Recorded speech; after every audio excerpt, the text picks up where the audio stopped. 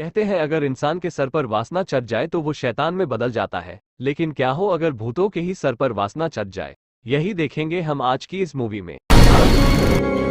कहानी के शुरुआत में हमें एक बड़ा सा घर दिखाया जाता है जहां पर पार्टी चल रही थी। ये घर रोज नाम की एक एक्ट्रेस का था और उसी ने ये पार्टी दी थी। रोज के मैनेजर का नाम नॉमा था और नॉमा सभी मेहमानों से ये कहता है कि रोज ने ये पार्टी अपनी फिल्म हिट होने की वजह से दी है।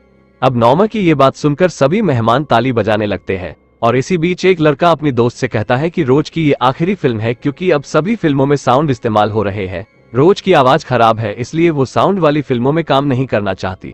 अब वहां पर रोज आती है। रोज का खूबसूरत चेहरा और गले का नेकलेस सभी का ध्यान खींच रहा था। रोज साइलेंट फिल्मों की बहुत बड़ी एक्ट्रेस थी और इस बात का उसे बहुत घमंड था। रोज का घर बहुत बड़ा था और घर के पीछे एक स्विमिंग पूल भी था। रोज के 3 खास दोस्त पूल के पास खड़े थे तो रोज उनसे मिलने जाती है। रोज के पास खड़ा क्विल कहता है कि मुझे घपाघप करना है तो रोज उसको इंतजार करने को बोलती है। तभी नॉमा उनके पास आता है और रोज से कहता है कि स्टूडियो वाले आपसे मिलना चाहते हैं। इसकी बात सुनकर एरी कहता है जब रोज हमारे साथ होती है तब वो किसी से नहीं मिल सकती। जाकर स्टूडियो वाले को विमल और देसी बांटो। अब उनकी ऐसी बातें सुनकर नॉमा वहां से चला जाता है। नॉमा के जाने के बाद रोज के तीनों दोस्त पूल के पास का खुफिया दरवाजा खोलते हैं और चुपचाप अंदर घुस जाते हैं। दूसरी तरफ रोज भी अपने कमरे के अंदर जाकर एक बॉक्स खोलती है जिसमें एक पुरानी चाबी थी। इसके बाद वो उसी चाबी से एक खुफिया दरवाजा खोलती है और उसके अंदर चली जाती है। ये दरवाजा एक तहखाने की तरफ जाता था।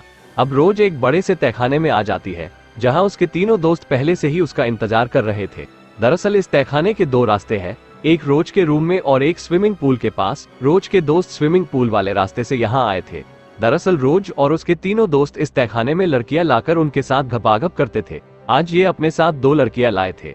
अब हमेशा की तरह रोज अपनी सीट पर बैठ जाती है और उसके दोस्त उन लड़कियों के साथ घपाघप करने में लग जाते हैं। अब उन सबको मजे में देखकर रोज को भी घपाघप करने का मन करता है। रोज को अपनी आंखों के सामने घपाघप करते हुए देखना पसंद था। अब यहाँ पार्टी में नॉमा को कुछ पता चलता है तो वो रोज को ढूंढने लगता है। वो उसे ढूंढते ढूंढते उसके कमरे में आ जाता है और उसे उसके कमरे में लड़कियों की आवाजें सुनाई देती है।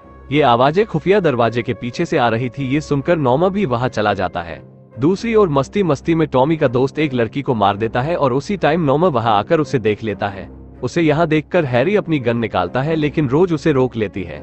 तभी नॉमा कहता है कि स्टूडियो वालों ने फैसला किया है कि अब से वो सिर्फ साउंड वाले फिल्में ही बनाएंगे, इसलिए उन्होंने अपनी सभी फिल्मों से आपको निकाल दिया। उसकी ये बात सुनकर रोज बहुत दुखी होती है और गुस्से में आकर नॉमा और अपने सभी दोस्तों को मार देती है। उन सबको मारने के बाद रोज एक बड़ा सा चाकू लेकर पूल के पास जाती है और अपना गला काट के जान दे देती है। अब हमें सालों बाद का सीन दिखाया जाता है जहाँ पर रोज के घर 2 रियल एस्टेट एजेंट आती है। उन 2 एजेंट्स का नाम डैनी और मिकी था।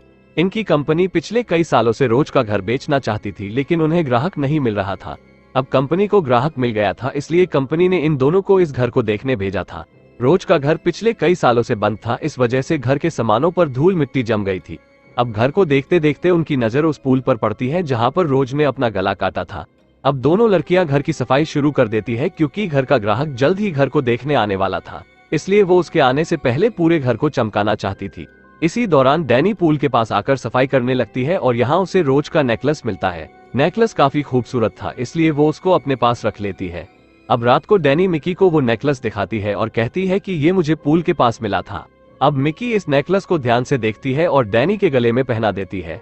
इसके बाद वो दोनों देसी पीने लगती है। पूरा दिन काम करने के कारण वो बहुत थक गई थी जिस कारण वो हॉल में ही सो गई। अब थोड़ी देर बाद डैनी को कुछ आवाजें आती है इसलिए वो जागकर बाहर जाकर देखती है तो वो देखती है कि पूल में अपने आप पानी चल रहा है। तभी अचानक उसके सामने टॉमी की आत्मा आती है लेकिन पलक झपकते ही वो गायब भी हो जाती है। डैनी इसे देखकर बहुत डर गई थी इसलिए वो वापस घर के अंदर आ जाती है, लेकिन तभी उसे हैरी और विल की आत्माएं दिखती है। वो डर कर भाग ही रही थी कि टॉमी इसे पकड़कर चेयर पर बिठा देता है। अब वो तीनों दोस्त उसको तहखाने में चलने को बोल रहे थे लेकिन डैनी मान नहीं रही थी। तभी मिकी वहां आ जाती है। जैसे ही मिकी आती है वो तीनों गायब हो जाते हैं। अब डैनी मिकी को समझाने की बहुत कोशिश करती है कि इस घर में भूत है, लेकिन मिकी है कि मानती ही नहीं। अब डैनी की ऐसी बातें सुनकर मिकी कमरों की तलाशी लेने लगती है, लेकिन वो तलाशी लेते लेते वही थक कर सो जाती है। कुछ देर बाद उसे कुछ आवाजें सुनाई देती है तो वो जागकर देखती है तो उसे कोई नहीं दिखता, इसलिए वो वापस सोने का फैसला करती है।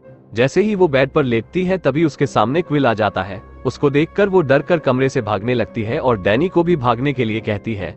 दोनों भाग ही रही थी कि तभी क्विल और टॉमी की आत्माएं मिकी को पकड़ लेती है, जबकि डैनी भागकर एक कमरे में छुप जाती है। थोड़ी देर बाद टॉमी और क्विल मिकी को तहखाने में ले जाते हैं। उन वासना के भूखों को रहा नहीं जा रहा था, इसलिए वो उसके कपड़ों पर टूट पड़ते हैं। अब उनके साथ वाली लड़कियां भी वहां आ जाती है। अब एक तरफ एरिक मिकी के साथ जबरदस्ती कर रहा था और दूसरी तरफ क्विल उस लड़की के साथ मौज मस्ती।